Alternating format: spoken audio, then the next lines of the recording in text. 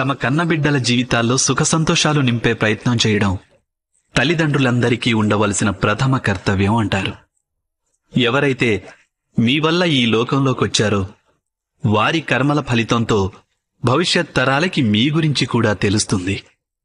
అందుకే వారి సుఖ సంతోషాల కోసం ప్రణాళికలు వేయటం కంటే ఉత్తమమైనది ఇంకేముంటుంది?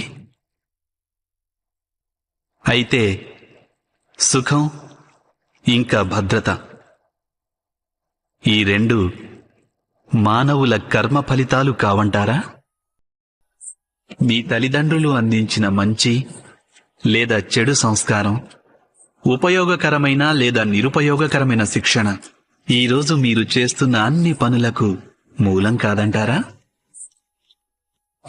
సంస్కారం, శిక్షణలతోనే మనిషి వ్యక్తిత్వం రూపుదిద్దుకుంటుంది. అనగా తమ సంతానం యొక్క వ్యక్తిత్వాన్ని తల్లిదండ్రులు ఎలా అయితే మలుస్తారో సంతానానికి అలాంటి భవిష్యత్తే ప్రాప్తిస్తుంది. అయినా చాలా మంది తల్లిదండ్రులు తమ సంతానానికి భవిష్యత్తులో భద్రతను చేకూర్చే ప్రయత్నంలో వారి వ్యక్తిత్వ వికాస బాధ్యతను మరచేపోతుంటారు.